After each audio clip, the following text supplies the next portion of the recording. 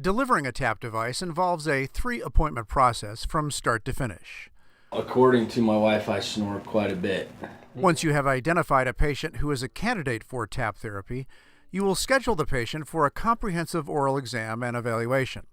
At the first appointment, it is important that you discuss how the therapy works and what the patient should expect from treatment. An effective way to educate the patient is to use a mid-sagittal anatomical model of the head to point out the mechanics of airway collapse during sleep. The model helps the patient visualize how the airway opens as the jaw is pulled forward by the device. You can explain that pulling the jaw forward to open the airway is the first step of CPR. To demonstrate the TAP, you should show the patient it is comprised of 2 separate appliances. The appliance with the hook goes on the upper teeth. The lower appliance has a bar and shelf and fits on the lower teeth. You can demonstrate how once the appliances are in the mouth, that the 2 pieces engage by hooking the lower appliance onto the upper appliance. You will then need to conduct a thorough oral and head and neck exam, including the pharynx. Airway Management recommends that you use polyvinyl siloxane to take an impression. Excellent impressions are imperative. Pay particular attention to recording the distal of the most distal mandibular tooth bilaterally. The TAP gauge is a new tool that will help you to know where to set the patient's starting position. The TAP gauge can also help you track the effects of oral appliance therapy on the oral facial structures. Airway Management recommends that you measure and document patients' range of motion at every visit. Today, the dentist will take a registration at a 6 mm vertical height. There are 2 other inserts that can be used to take a registration at 9 mm and 12 mm vertical, respectively. To take a bite registration using the TAP gauge, place the gauge in the mouth so that the upper centrals fit in the notch on the upper member. Have the patient close into the notch on the lower member so that the midline of the lower incisors corresponds to the midline of the notch. Have the patient protrude and retrude 3 to 4 times until you get consistent readings. Record both the most retrusive and protrusive positions. In this case, the patient's range of motion is -5 mm to +7 mm. Airway Management recommends that patients' bite registration is taken at approximately 60% of maximum protrusion. In this case, the bite gauge will be set at +2 mm. Heat approximately 1 ounce of Thermacryl Plus beads in hot water until the material becomes putty-like. Place a 3 mm thick layer or roll on the upper surface of the bite fork and place on upper teeth. Place the gauge back into the mouth and retest protrusion. If it's the same, set and lock the gauge at +2 mm. Next, repeat this process on the lower portion of the bite fork. Once the material is on the lower surface of the bite fork, place the gauge on the upper teeth and have the patient close into the notch on the lower member, making sure that the patient's midline corresponds to the gauge's midline. Be sure to record the most anterior and posterior teeth in the registration. Let the registration cool completely. Retry the registration in the mouth to verify that you took an accurate bite. Fill out the prescription form and send the impressions and the bite registration to the lab. Be sure to record the range of motion as measured by the TAP gauge on the form. Now you are ready to send the prescription, impressions, and bite registration to the lab for the TAP to be fabricated for the patient. The second appointment that you will have with the patient is the delivery appointment. Prior to this appointment, the lab will have sent you the finished appliance for the patient. The lab will send you a package that contains 1 upper tray and lower tray, a storage case, an adjustment key, instructions for use, and 1 AM aligner. Notice that there is a sheet of stickers included with the TAP. Each sticker has the device's lot number on it.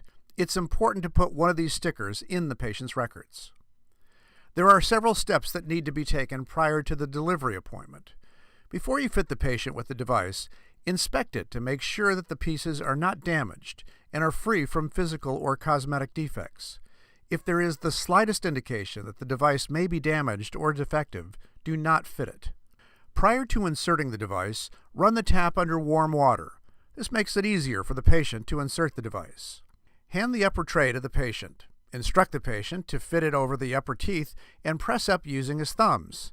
Have the patient remove the upper appliance by pulling down on the most posterior edge on one side. Now, if the trays are too tight, make the appropriate adjustments. In this instance, the dentist adjusts the soft inner lining with the bristle brush. Hand the appliance back to the patient and ask whether there are any other areas of discomfort. The patient identifies that the device is pinching his gum. If this occurs with your patient, you will need to lower the height of the flange. Repeat the same process to fit the lower tray. Once both the upper and lower appliances fit comfortably, have the patient place both trays in his mouth. They should snap over the teeth, but not uncomfortably. There are two ways to teach the patient how to engage the hook on the lower tray.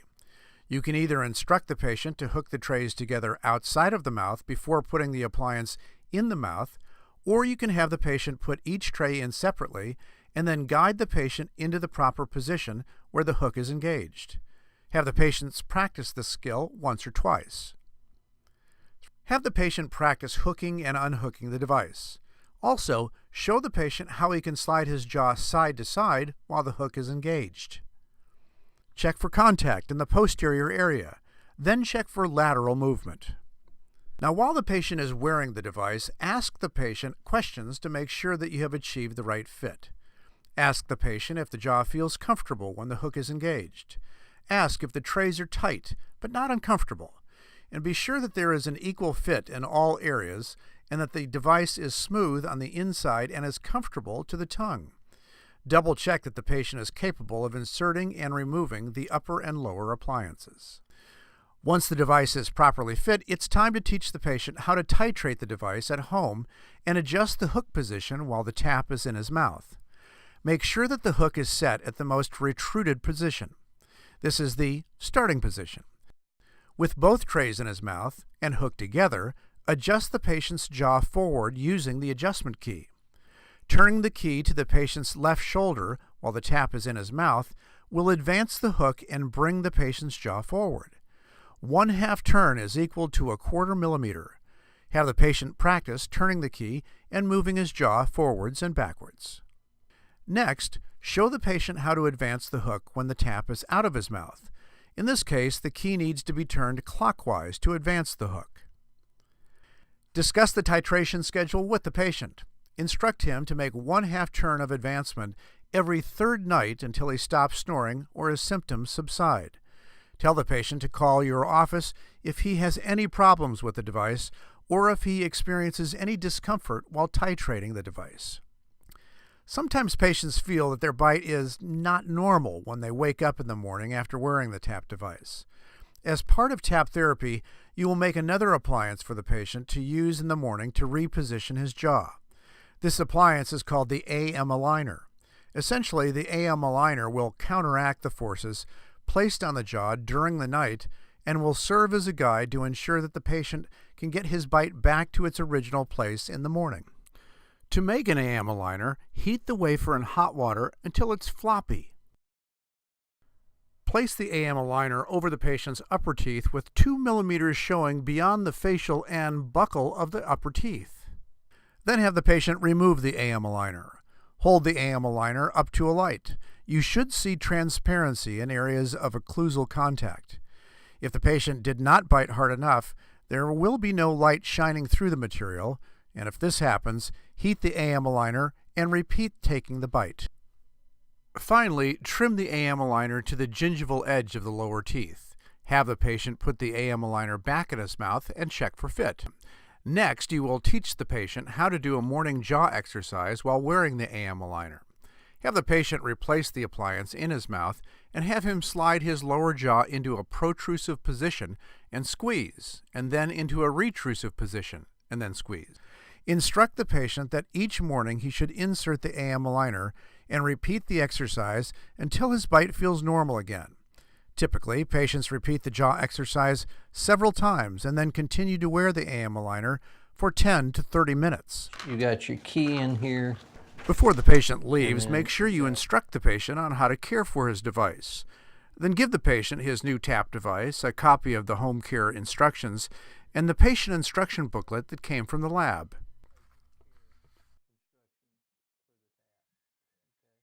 The patient will need to return for a follow-up appointment in about 3 weeks after you deliver the TAP device. At this appointment, you will ask the patient whether or not he has had any problems wearing the TAP appliance and if he noticed any changes in his symptoms. Your discussion should help you assess the patient's ability to use the device and evaluate the likelihood the titration is making a difference. At this appointment, be sure to check the device to see if it has been damaged in any way. Airway Management recommends following up with the patient with overnight oximetry. If the patient is not within normal limits, repeat the nocturnal oximetry in 2 weeks. These results should be communicated to the patient's physician, who may order a sleep study. For more information on this, please contact Airway Management. When the patient returns for his checkup, review the follow-up home sleep test results with him. If the study shows that the test results are within normal limits, then the patient can be referred back to his primary care doctor for any further follow-up testing. If the results are not within normal limits, have the patient continue to titrate the device at home and schedule a second follow-up home sleep test and appointment 3 weeks later. Once the patient's optimal treatment position has been achieved, you can put him on an annual recall schedule. Be sure to remind the patient to contact your office if he experiences any problems with the device or if his symptoms change.